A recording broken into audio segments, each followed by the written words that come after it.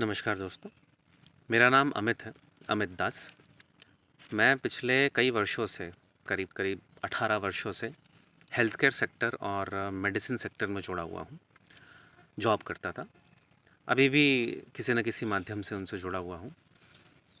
इन 18 वर्षों में मैंने कुछ चीज़ें जो हैं वो जानकारी हासिल की है कि हम दरअसल इस चक्रव्यूह में फँसे हुए रह जाते हैं।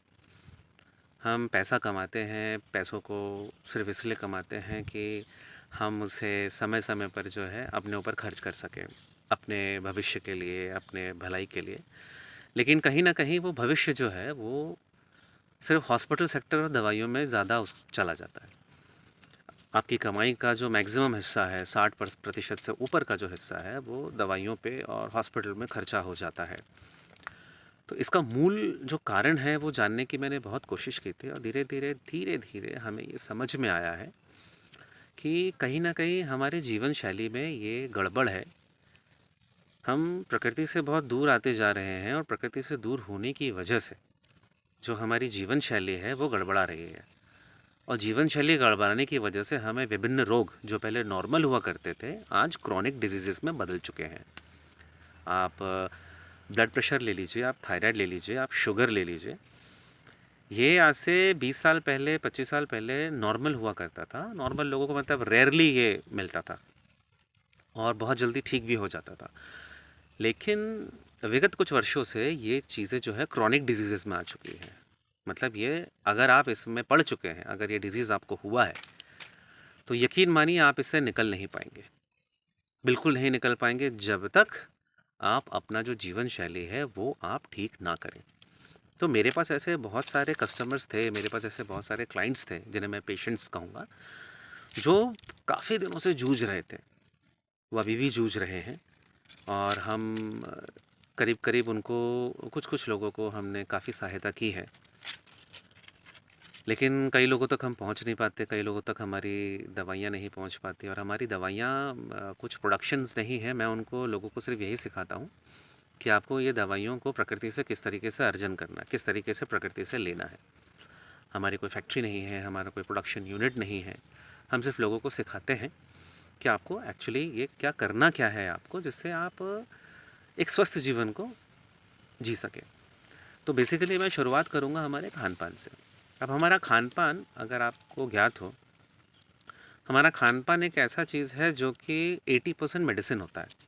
अगर आप अपना खाना-पीना अच्छे से कर रहे हैं, सही ढंग से खाना-पीना खा रहे हैं और सही मौसम में सही चीज़ खा रहे हैं और उसे सही तरीके से प्रोसेस कर रहे हैं, तो यकीन मानिए आपका जो खाना-पीना है, आपका जो किचन है, 80% से 90% का जो एक मेडिसिन हब होता है, आपका किचन ही बन जाता है।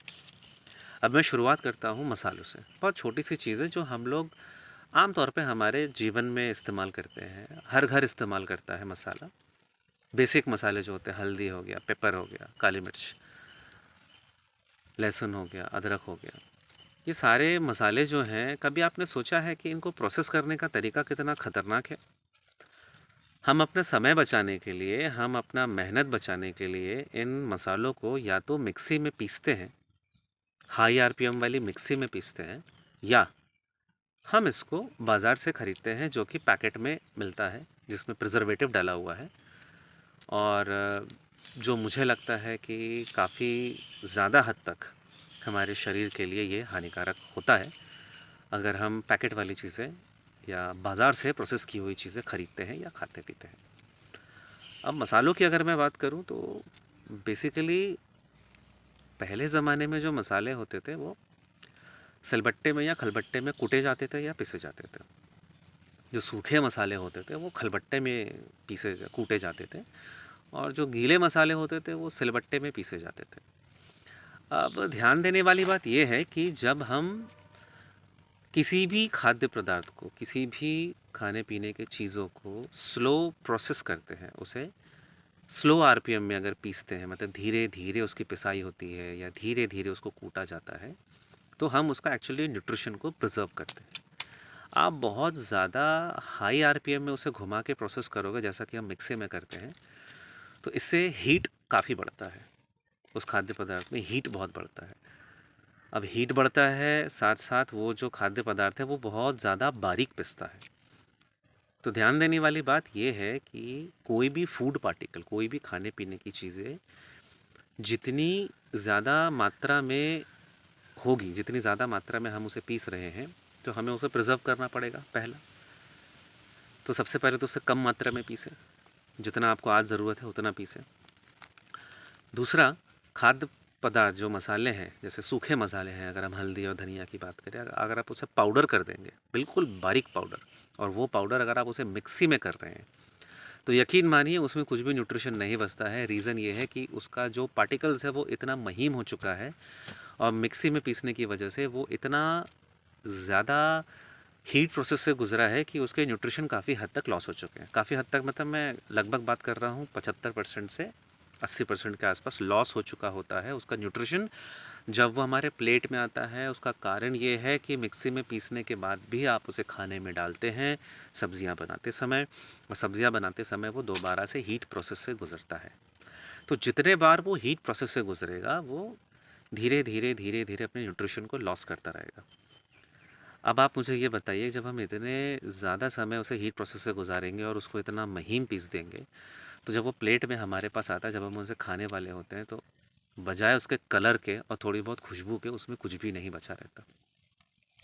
आप अगर इसका विपरीत करेंगे, उन मसालों को अगर आप धीमे धीमे सिलबट्टे में या खलबट्टे में प्रोसेस करेंगे, तो उसका स्वाद बरकरार रहेगा, उसका न्यूट्रिशन बरकरार रहेगा, उसमें जो पोषण है वो बरकरार रहेगा। और पोषण बरकरार होने के साथ साथ जो सबसे बड़ी चीज़ ये है कि आपकी एक्सरसाइज होगी, आपके हाथों और हाथों का शरीर का एक्सरसाइज होगा जब आप उस चीज़ को उसमें पीसेंगे। तो आज हम सिर्फ मसाले की बात करेंगे। मेरा अगला वीडियो जो आएगा वो दूसरी चीज़ों में आएगा कि खाने के बाकी चीज़ों को कैसे प्रोसेस किया जाए।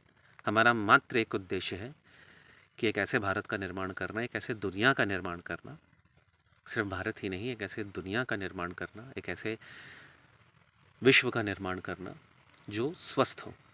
देखिए, हम बहुत मेहनत से अपने पैसे कमाते हैं, आप, मैं, हम 8 घंटे, 9 घंटे, 10 घंटे, कुछ लोग 12 घंटे मेहनत करते हैं, वो पैसों को अर्जन करते हैं, उन पैसों को कमाते हैं मेहनत करके, सिर्फ इस उम्मीद से कि इसे हम अपने जीवन के लिए अच्छे कार्यों में खर्च करेंगे। लेकिन हमारा अधिकतर जो पैसा है वो डॉक्टरों के पास जाता है, और नहीं जाता है तो शायद इंश्योरेंस कंपनी में चला जाता है, हेल्थ इंश्योरेंस में, लाइफ इंश्योरेंस में, इस डर के बजाय कि हम अगर बीमार पड़ गए तो क्या होगा। आप अपनी लाइफस्टाइल बदलिए। आज से 50 साल पहले भी लोग रहते थे, 70-80 साल पहले भी लोग रहते थे, और वो इतने बीमार नहीं थे जितने बीमार हम आज हैं। मेरी बातों को गौर करिएगा, वो उतने बीमार नहीं थे जितने बीमार हम आज हैं। तो ये वक्त है सोचने का, समझने का। हमें सोचना है, समझना है कि आखिर हमें हमारे शरीर के साथ क्या करना है। नमस्कार।